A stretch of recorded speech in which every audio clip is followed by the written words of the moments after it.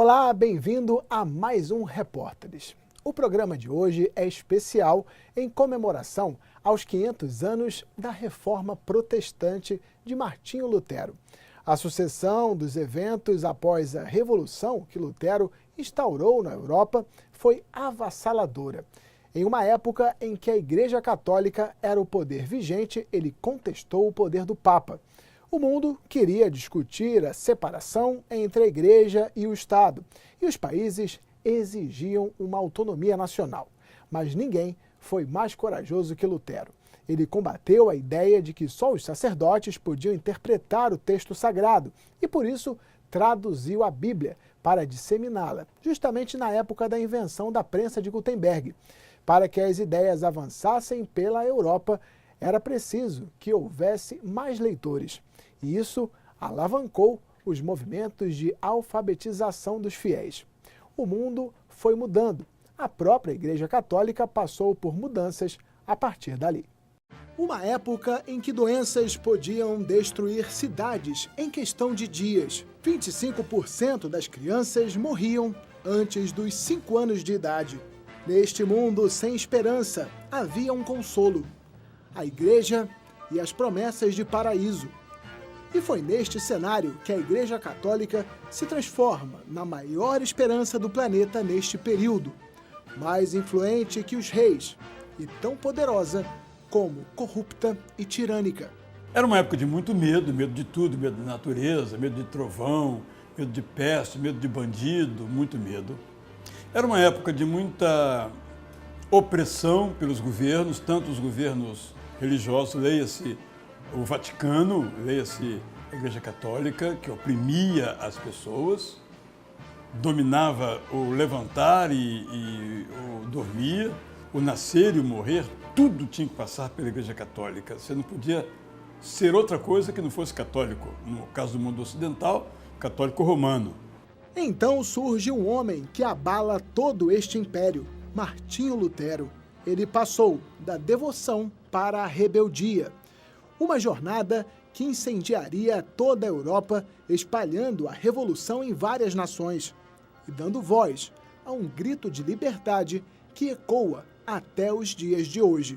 Existe, no final da Idade Média, uma espécie de insatisfação com a maneira como o catolicismo medieval entendia a relação com Deus, como é que as coisas se definiam em termos de poder e como é que isso interferia diretamente na vida da sociedade, tanto do ponto de vista, vamos dizer assim, da reflexão de pensamento, com a invenção da imprensa, o acesso às escrituras que começa a aumentar. Isso traz uma tentativa de questionar o jeito da religião institucionalizada se definir. Havia uma grande influência de uma teologia que hoje nós poderíamos dizer quase perversa, que praticamente vendia o céu para as pessoas, vendia o perdão para as pessoas, né?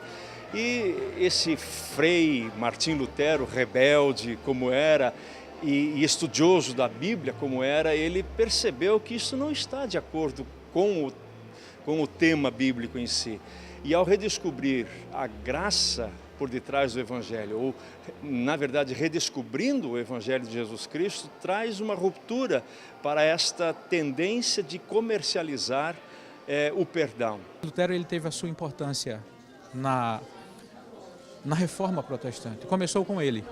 Começou essa grande reforma, começou com um monge de forma simples, protestando contra algo que ele não concordava com a igreja e ganhou a proporção que ganhou. Mas ele tem a sua relevância, os seus ensinos, a sua opinião, né? a sua teologia é importante porque a partir dela foi que veio a se desenvolver as igrejas que temos, a doutrina que temos, os credos que temos, e ele tem a sua importância não apenas para a igreja evangélica, mas para o mundo.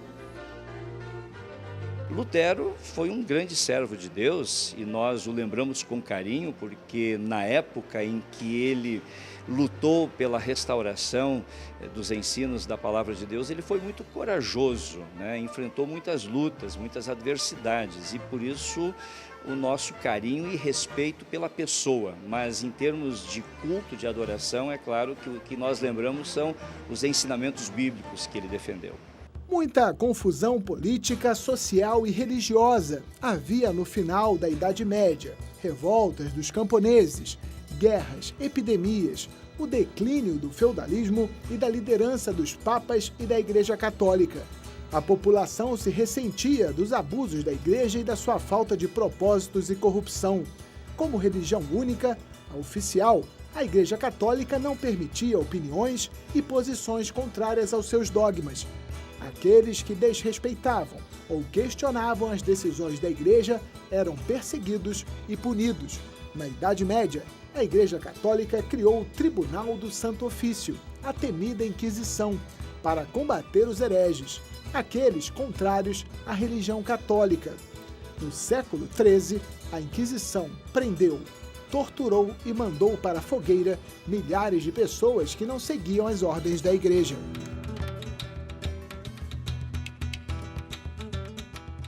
A seguir, o impacto das 95 teses de Lutero na Europa. Não perca!